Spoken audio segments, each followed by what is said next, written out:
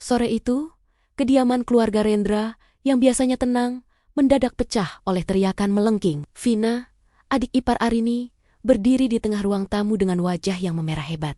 Seolah baru saja menemukan sebuah skandal besar. Di tangannya, ia menggenggam sebuah kotak bludru merah berisi kalung emas murni milik ibu mertua. Arini yang baru saja pulang kerja, hanya berdiri terpaku di ambang pintu, menatap pemandangan itu dengan sorot mata yang sulit dibaca. Ia belum sempat meletakkan tas kerjanya, namun atmosfer di ruangan itu sudah cukup memberitahunya bahwa sebuah jebakan baru saja dipasang untuk menjeratnya. Dasar menantu, tidak tahu diri. Jadi ini kelakuanmu di belakang kami selama ini, Arini, teriak Vina dengan nada suara yang sengaja ditinggikan agar terdengar hingga ke teras rumah. Ia melemparkan kotak perhiasan itu ke atas meja kaca hingga menimbulkan bunyi dentuman yang keras. Vina menatap Arini dengan senyum kemenangan yang disembunyikan di balik akting kemarahannya. Baginya, Arini adalah penghalang utama untuk menguasai harta sang kakak.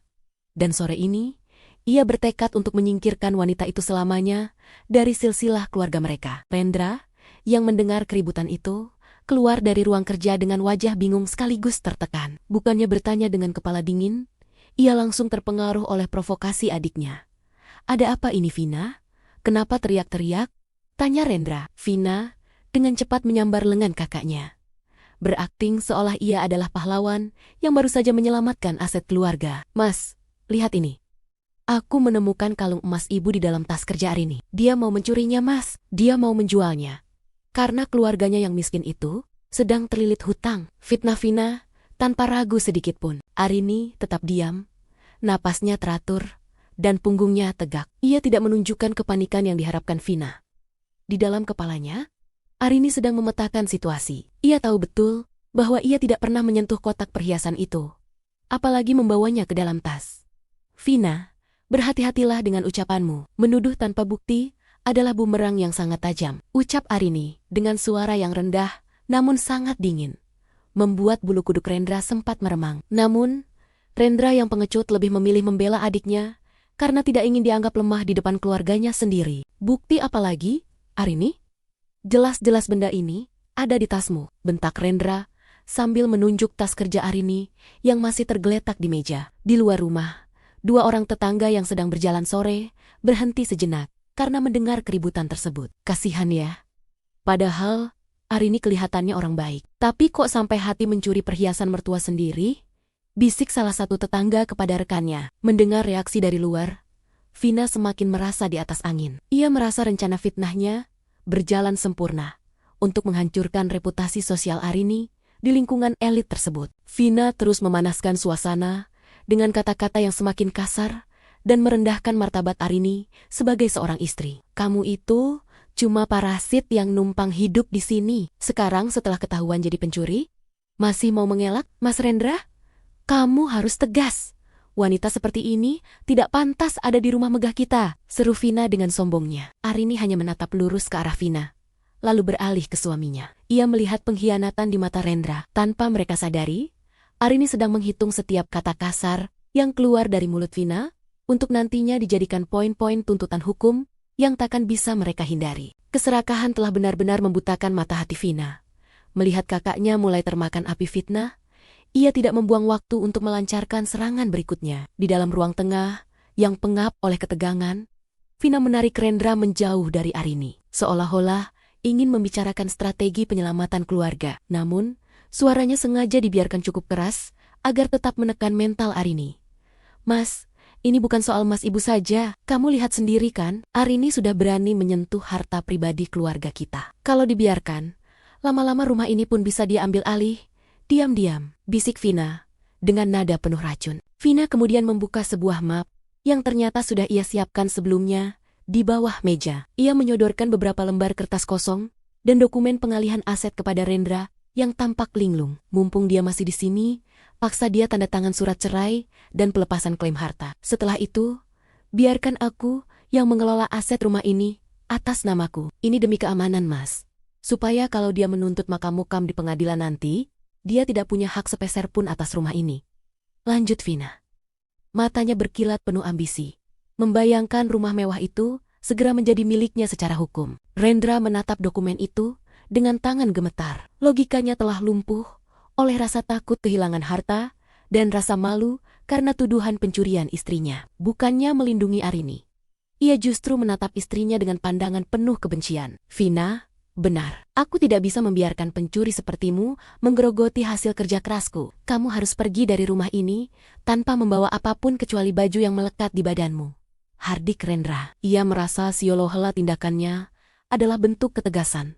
Padahal ia hanyalah pion di tangan adiknya yang licik. Arini, yang sejak tadi berdiri diam seperti patung, hanya memberikan senyum tipis yang penuh arti. Ia melihat bagaimana keserakahan Vina telah membuat wanita itu ceroboh. Dokumen-dokumen yang disodorkan Vina sebenarnya adalah bukti kuat adanya upaya pemalsuan dan pemaksaan. "Kalian membicarakan rumah ini, sioliala kalian tahu benar siapa pemiliknya," ucap Arini dengan nada datar yang mematikan. Kalimat itu sempat membuat gerakan tangan Vina terhenti sejenak, namun kesombongan segera menutupi rasa ragunya. Vina tertawa mengejek. Suaranya melengking, memenuhi ruangan. "Tentu saja kami tahu. Ini rumah keluarga besar kami. Kamu itu cuma orang asing yang beruntung bisa masuk ke sini. Jangan harap bisa membawa satu piring pun dari rumah ini setelah Mas Rendra menceraikanmu." Vina terus memprovokasi Rendra agar segera bertindak kasar. Baginya, semakin cepat Arini keluar, semakin cepat ia bisa mendekorasi ulang rumah ini sesuai keinginannya, tanpa harus berbagi dengan siapapun. Saksi mata dari jendela samping, seorang asisten rumah tangga yang baru saja lewat, hanya bisa mengelus dada mendengar betapa jahatnya rencana yang disusun Vina. Ya Tuhan, kenapa non Vina begitu tega? Padahal selama ini yang membayar semua tagihan rumah dan cicilan mobil justru non Arini. Gumamnya pelan, tak berani ikut campur. Namun, di dalam ruangan, suasana semakin memanas. Keserakahan Vina telah mencapai puncaknya, dan ia siap mendorong Arini ke jurang terdalam demi memuaskan rasa haus akan kekuasaan materi. Kesabaran Rendra benar-benar habis di bawah kendali provokasi adiknya. Tanpa menunggu penjelasan lebih lanjut, ia melangkah lebar menuju kamar utama, diikuti oleh Vina yang berjalan dengan senyum kemenangan yang menjijikkan. Di dalam kamar, Rendra menarik paksa koper dari atas lemari dan mulai memasukkan baju-baju Arini dengan kasar, seolah-olah pakaian itu adalah sampah yang harus segera dibuang. "Keluar sekarang juga. Aku tidak butuh istri pencuri dan pembohong di rumah ini," teriak Rendra sambil menyeret koper tersebut kembali ke ruang tamu. Vina tidak tinggal diam. Ia ingin memastikan kehancuran Arini disaksikan oleh semua orang. Ia sengaja membuka pintu depan lebar-lebar, membiarkan angin sore masuk bersama dengan tatapan penasaran para tetangga yang mulai berkumpul di depan pagar. "Ayo mas, buang saja barang-barangnya ke jalan. Biar semua orang tahu kalau wanita berkelas ini ternyata hanya seorang maling kelas teri," seru Vina sambil tertawa puas. Ia kemudian menyambar tas tangan Arini dan merogoh isinya, lalu melemparkan ponsel dan dompet Arini ke lantai hingga isinya berantakan. Dengan satu sentakan kuat, Rendra melempar koper besar itu keluar pintu hingga menghantam lantai teras dengan suara dentuman keras. Pakaian Arini terserak di lantai, disaksikan oleh tetangga yang mulai berbisik-bisik menghakimi. "Pergi, dan jangan pernah injakan kakimu di sini lagi sebelum aku mengirimkan surat cerai ke rumah orang tuamu," bentak Rendra. Ia merasa sangat berkuasa saat itu, tanpa menyadari bahwa setiap tindakannya adalah lubang kubur yang ia gali sendiri untuk masa depannya. Arini berdiri di tengah kekacauan itu dengan ketenangan yang menakutkan. Ia tidak menangis, tidak menjerit, bahkan tidak berusaha memungut satupun pakaiannya yang kotor. Matanya justru tertuju pada sudut langit-langit ruang tamu, tepat ke arah kamera CCTV cloud kecil yang lensanya berkilat tertimpa lampu. Ia tahu, setiap teriakan Rendra, setiap tawa mengejek Vina, dan setiap lemparan barang tadi telah terekam dengan kualitas tinggi sebagai bukti kekerasan psikis dan perbuatan tidak menyenangkan. Salah seorang tetangga yang merasa iba mencoba mendekat. "Nah Arini, apa tidak sebaiknya dibicarakan baik-baik?" Namun, sebelum Arini menjawab, Vina langsung membentak tetangga tersebut. "Jangan ikut campur. Ibu mau membela pencuri ini? Silakan bawa dia ke rumah ibu kalau mau," bentak Vina dengan sombongnya. Keangkuhan Vina saat itu seolah menandakan bahwa ia telah memenangkan segalanya. Padahal ia baru saja menutup jalan kembali bagi dirinya sendiri ke kehidupan yang layak. Arini kemudian melangkah perlahan menuju pintu. Sebelum keluar, ia berhenti sejenak di depan Rendra dan Vina. Ia merapikan sedikit kerah bajunya yang sempat ditarik Rendra, lalu menatap mereka berdua secara bergantian dengan tatapan dingin yang menusuk tulang. "Kalian baru saja membuat keputusan terbesar dalam hidup kalian. Nikmatilah kemenangan singkat ini. Karena setelah matahari terbenam, segalanya tidak akan pernah sama lagi bagi kalian," ucap Arini dengan suara rendah yang penuh ancaman terselubung. Ia melangkah keluar dengan kepala tegak, meninggalkan rumah itu tanpa menoleh sedikit pun ke arah koper yang berantakan. Arini melangkah pergi meninggalkan kerumunan tetangga tanpa meneteskan air mata sedikit pun. Di dalam taksi yang membawanya menuju sebuah hotel mewah di pusat kota, ia tidak menghubungi keluarganya untuk mengadu. Alih-alih mencari simpati, ia justru mengeluarkan ponsel cadangan dari saku jasnya, sebuah perangkat yang tidak diketahui oleh Rendra maupun Vina.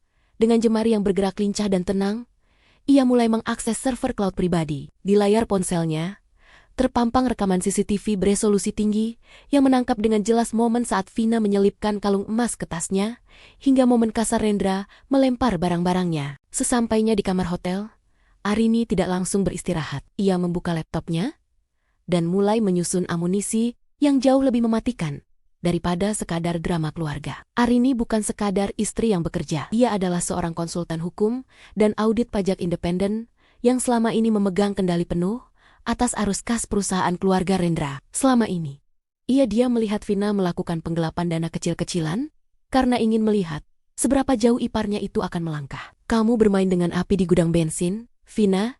gumamnya dingin sambil melampirkan bukti transfer ilegal Vina ke rekening pribadinya selama setahun terakhir. Langkah senyap Arini berlanjut dengan satu panggilan telepon ke firma hukum ternama. Ia memberikan instruksi singkat namun padat untuk segera memproses laporan pencemaran nama baik, kekerasan psikis, serta gugatan perdata terkait kepemilikan aset rumah yang baru saja ia tinggalkan. Arini memiliki bukti kuat bahwa uang muka dan 80% cicilan rumah tersebut berasal dari rekening pribadinya, hasil dari kerja kerasnya sendiri. Secara hukum, Rendra hanyalah penumpang yang tak punya hak atas sertifikat yang selama ini diamankan Arini di dalam safe deposit box bank. Sambil menikmati secangkir kopi hitam, Arini mengirimkan sebuah pesan singkat kepada manajer bank tempat akun bersama keluarga Rendra terdaftar. Sebagai pemegang otoritas utama, ia meminta pemblokiran segera atas semua kartu kredit tambahan yang dipegang oleh Rendra dan Vina. Ia ingin memastikan bahwa malam ini adalah malam terakhir mereka bisa tidur nyenyak dengan fasilitas mewah yang ia bayar. Tanpa drama teriakan, Arini baru saja memutus urat nadi kehidupan finansial mereka hanya dengan beberapa klik di layar komputer. Di sisi lain kota, di rumah yang kini terasa sunyi, Vina dan Rendra sedang bersulang merayakan pengusiran Arini. Mereka tidak menyadari bahwa setiap detik yang berlalu adalah hitungan mundur menuju kehancuran mereka. Vina bahkan mulai sibuk memotret sadit-sadit rumah untuk diunggah ke media sosial, memamerkan kemenangannya tanpa tahu bahwa status hukumnya sudah berada di ujung tanduk. Mereka mengira Arini adalah domba yang lemah, padahal mereka baru saja mengusir singa yang kini sedang menyiapkan kandang jeruji untuk mereka. Arini menutup laptopnya dengan suara klik yang tegas. Wajahnya tetap datar, namun matanya memancarkan kepuasan yang dingin. Ia telah selesai menyusun berkas laporan, lengkap dengan kronologi yang tak terbantahkan. Bagi Arini, balas dendam terbaik bukanlah adu mulut, melainkan kepastian hukum yang membuat lawan tak punya celah untuk bernapas. Ia merebahkan tubuhnya di kasur hotel yang empuk, menunggu fajar tiba saat polisi akan menjadi tamu tak diundang. Yang paling mengejutkan bagi mantan keluarganya itu, 3 hari telah berlalu sejak pengusiran Arini, dan rumah itu tampak seperti sedang mengadakan pesta pora. Vina baru saja selesai berbelanja barang-barang mewah menggunakan kartu kredit yang ia pikir masih aktif. Sementara Rendra merasa bangga karena telah membersihkan kehormatan keluarganya. Namun, keceriaan itu mendadak sirna ketika sebuah ketukan keras dan berwibawa terdengar dari pintu depan. Vina, dengan gaya angkuhnya, membuka pintu sambil berseru, "Siapa sih? Pagi-pagi begini, mengganggu saja." Namun, kalimatnya terhenti di tenggorokan saat ia melihat 3 orang pria berseragam kepolisian berdiri tegak di hadapannya. Rendra, yang menyusul ke depan, langsung pucat pasi. Di belakang petugas kepolisian, sebuah mobil sedan hitam mewah berhenti di depan pagar, dan Arini turun dengan sangat anggun. Ia mengenakan setelan formal yang tajam, kacamata hitam yang mencerminkan ketegasan, dan memegang sebuah map kulit tebal. Tidak ada raut kesedihan atau kemarahan di wajahnya. Yang ada hanyalah aura otoritas yang sangat dingin. "Selamat pagi Rendra, Vina. Sepertinya kalian sangat menikmati waktu kalian di rumah milik kalian ini," ucap Arini dengan nada bicara yang datar namun menusuk. Petugas polisi itu tidak membuang waktu untuk berbasa-basi. "Saudari Vina, Kami memiliki surat perintah penangkapan atas nama Anda terkait dugaan pencurian, pemalsuan dokumen, dan penggelapan dana perusahaan. Tegas sang petugas, sambil menunjukkan dokumen resmi yang ditandatangani pengadilan. Vina mulai gemetar. Wajahnya yang penuh riasan, kini tampak pucat pasi. Ini pasti salah paham, Pak. Arini yang pencuri. Dia yang mencuri emas ibu saya, teriak Vina histeris. Mencoba menggunakan taktik lamanya di depan aparat. Namun, Arini hanya memberikan isyarat kecil kepada petugas. Salah seorang polisi mengeluarkan tablet dan memutar sebuah video dengan volume tinggi. Di layar itu, terlihat dengan sangat jelas kualitas 4 Kelvin, bagaimana Vina dengan sengaja memasukkan kotak emas ke dalam tas Arini, lalu tersenyum licik ke arah cermin. Rendra yang melihat rekaman itu langsung membeku. Seluruh dunia yang ia bangun di atas kebohongan adiknya runtuh seketika. Video ini diambil dari CCTV cloud pribadi saya yang terhubung langsung ke server firma hukum. Jelas Arini dengan nada mematikan. Tidak berhenti sampai di situ, Arini melangkah maju dan menyerahkan satu berkas lagi kepada Rendra. Dan untukmu, Rendra, ini adalah salinan gugatan cerai, sekaligus bukti kepemilikan mutlak atas tanah dan bangunan ini. Rumah ini dibeli dengan dana warisan pribadi saya sebelum kita menikah. Dan saya hanya mencantumkan namamu sebagai penghuni, bukan pemilik, kata Arini. Ia menunjukkan bukti aliran dana yang tak terbantahkan, bahwa selama ini Rendra hanyalah seorang penumpang yang hidup dari kemurahan hatinya. Para tetangga yang beberapa hari lalu mencibir Arini, kini keluar dari rumah mereka masing-masing dengan wajah penuh rasa malu dan terkejut. Mereka melihat dengan mata kepala sendiri bagaimana Vina yang sombong itu mulai berteriak histeris saat tangannya diborgol oleh petugas. Rendra hanya bisa bersandar di bingkai pintu, kakinya lemas, tak mampu menopang berat tubuhnya sendiri. Kebenaran besar itu telah terungkap dengan cara yang paling memalukan bagi mereka, di bawah sorot mata publik dan di bawah kuasa hukum yang tak bisa mereka lawan dengan kata-kata kasar. Dunia seolah runtuh di bawah kaki Rendra dan Vina dalam hitungan detik. Vina yang tadinya berteriak histeris kini mulai meronta saat petugas kepolisian menggiringnya menuju mobil tahanan. Kesombongannya menguap berganti dengan ketakutan yang nyata saat ia menyadari bahwa ancaman penjara bukanlah gertakan belaka. Namun, Arini belum selesai. Ia memberikan kode kepada sebuah truk pengangkut yang sedari tadi menunggu di ujung jalan. Beberapa pria berbadan tegap turun dan mulai memasang garis pembatas di area halaman rumah tersebut. Apa-apaan ini, Arini? Kamu tidak bisa melakukan ini padaku. Ini rumahku, teriak Rendra dengan suara serak, mencoba mempertahankan sisa harga dirinya yang sudah hancur lebur. Arini hanya menatapnya dengan tatapan kosong, seolah Rendra hanyalah serangga yang tidak berarti. Secara hukum, hak huni kamu sudah dicabut saat kamu melakukan kekerasan psikis dan pengusiran paksa 3 hari lalu. Hari ini, saya melakukan pengosongan aset. Semua barang yang tidak bisa kamu buktikan sebagai milikmu akan tetap tinggal di sini sebagai bagian dari penyitaan jaminan atas dana perusahaan yang kalian gelapkan, jawab Arini dengan nada sedingin es. Satu persatu, barang-barang mewah yang selama ini dibanggakan Vina di media sosial mulai didata oleh petugas sita. Mobil mewah di garasi dipasangi segel dan kartu akses rumah langsung dinonaktifkan di depan mata Rendra. Ia tersadar bahwa ia tidak punya apa-apa. Tabungannya kosong karena diblokir, dan kartu kreditnya sudah tidak bisa digunakan bahkan untuk membeli segelas air. Kehancuran finansial dan sosial terjadi secara bersamaan, menciptakan lubang hitam yang menghisap seluruh hidup mereka yang selama ini penuh kepalsuan. Vina yang sudah berada di dalam mobil tahanan hanya bisa menangis, meraung-raung, melihat kakaknya dipermalukan di depan umum. Para tetangga yang menyaksikan kejadian itu kini berbalik menghujat. Ternyata selama ini mereka cuma numpang hidup ya, gayanya saja yang selangit. Ternyata maling di rumah sendiri. Cemooh, salah satu warga yang dulu sempat percaya fitnah Vina. Tekanan sosial itu menjadi beban tambahan yang membuat Rendra merasa ingin menghilang dari muka bumi saat itu juga. Arini berjalan masuk ke dalam rumah yang kini telah kosong dari kehadiran para parasit tersebut. Ia mengambil kembali kunci utama dari tangan petugas dan mengantonginya. Di dalam, ia melihat Rendra yang terduduk lemas di lantai teras, dikelilingi oleh petugas yang siap memintanya pergi. Semua privilege, status, dan kekuasaan yang mereka banggakan hilang tak bersisa. Mereka bukan lagi keluarga elit yang disegani, melainkan tersangka kriminal dan gelandangan baru yang terusir oleh hukum yang mereka remehkan. Totalitas kehancuran ini adalah hasil dari kalkulasi matang Arini.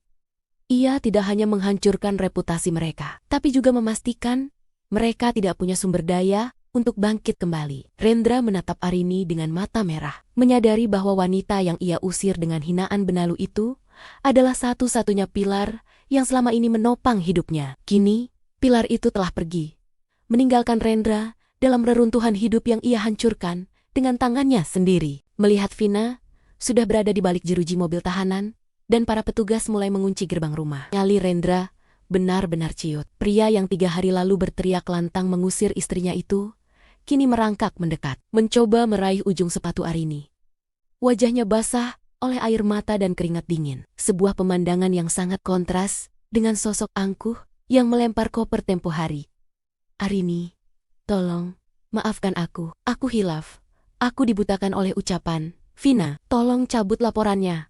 Jangan biarkan aku dan adikku hancur seperti ini. Rintih Rendra dengan suara yang gemetar hebat. Di dalam mobil polisi, Vina pun tidak lagi berteriak sombong. Melalui celah jendela, ia menangis meraung-raung, memanggil nama Arini dengan nada memelas yang menjijikkan. Mbak Arini, aku mohon.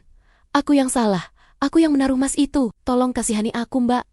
Aku tidak mau dipenjara, teriak Vina dari kejauhan. Semua keberanian yang ia gunakan untuk memfitnah kini berubah menjadi rasa takut yang melumpuhkan. Ia baru sadar bahwa lawan yang ia hadapi bukanlah wanita lemah yang bisa ditindas dengan kata-kata, melainkan tembok beton hukum yang tak tergoyahkan. Rendra terus mengemis, bahkan mencoba bersujud di hadapan Arini yang tetap berdiri tegak tanpa emosi. Arini, kita masih bisa memperbaiki ini. Aku akan melakukan apa saja.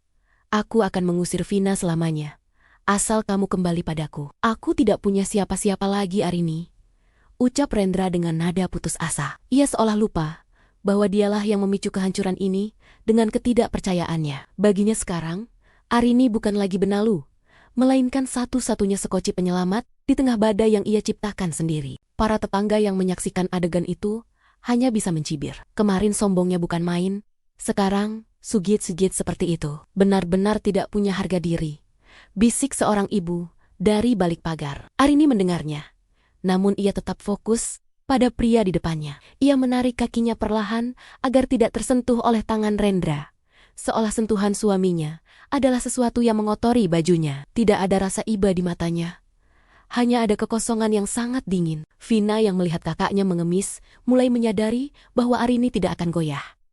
Mas Rendra, lakukan sesuatu, jangan biarkan mereka membawaku, jerit Vina lagi. Namun Rendra sendiri sudah tidak berdaya. Ia hanya bisa menangis sesenggukan, menyadari bahwa semua kata-kata manis dan janji-janji barunya tidak akan berarti apa-apa bagi wanita yang sudah ia lukai sedalam itu. Permohonan mereka terdengar seperti musik sumbang di telinga Arini, sebuah upaya sosial untuk melarikan diri dari konsekuensi perbuatan mereka sendiri. Arini menunduk sedikit, menatap Rendra yang masih berlutut. Untuk sesaat, suasana menjadi sangat hening. Hanya terdengar suara isak tangis yang memilukan dari kakak beradik itu. Rendra mendongak, berharap melihat sedikit celah pengampunan di mata istrinya. Namun, yang ia temukan hanyalah pantulan dirinya sendiri yang terlihat sangat kecil dan menyedihkan. Arini tidak memberikan jawaban. Ia membiarkan mereka tersiksa dalam ketidakpastian dan rasa malu yang mendalam di depan publik. Arini menarik napas panjang, menghirup udara yang kini terasa jauh lebih bersih tanpa kehadiran orang-orang toksik di sekitarnya. Ia menatap Rendra yang masih bersimpuh di tanah, lalu mengalihkan pandangannya ke arah mobil polisi yang mulai bergerak membawa Vina menjauh. Tidak ada dendam yang berkobar di wajahnya. Hanya ada ketenangan seorang pemenang yang telah menyelesaikan tugasnya dengan sangat rapi. Rendra, ucapnya pelan, namun cukup tegas untuk menghentikan tangisan pria itu. Pengkhianatan tidak bisa diselesaikan dengan sujud, dan fitnah tidak bisa dihapus dengan air mata. Dengan gerakan yang sangat tenang, Arini mengeluarkan sebuah amplop coklat kecil dari tasnya dan menjatuhkannya tepat di depan Rendra. Itu adalah sisa uang sakumu yang terakhir. Gunakan dengan bijak untuk mencari kontrakan kecil, karena dalam 1 jam ke depan, seluruh akses ke properti ini akan dijaga ketat oleh pihak keamanan pribadi saya, tambahnya. Arini tidak memberikan kesempatan bagi Rendra untuk membalas. Ia berbalik, memunggungi masa lalunya yang kelam dengan langkah yang mantap dan berwibawa. Ia melangkah masuk ke dalam mobil sedan hitamnya yang sudah menunggu. Di dalam kabin yang kedap suara, Arini tidak merayakan kemenangannya dengan tawa lebar. Ia hanya menyandarkan punggungnya dan menatap keluar jendela. Baginya, ini bukan tentang menang atau kalah, melainkan tentang mengembalikan keadilan pada tempatnya semula. Ia telah memberikan pelajaran berharga bahwa kecerdasan dan kesabaran akan selalu memenangkan pertarungan melawan keserakahan yang membabi buta. Mobil itu mulai melaju perlahan, meninggalkan Rendra yang termenung sendirian di pinggir jalan, dikelilingi oleh tatapan sinis orang-orang yang dulu ia banggakan sebagai saksi kekuatannya. Rumah megah di belakangnya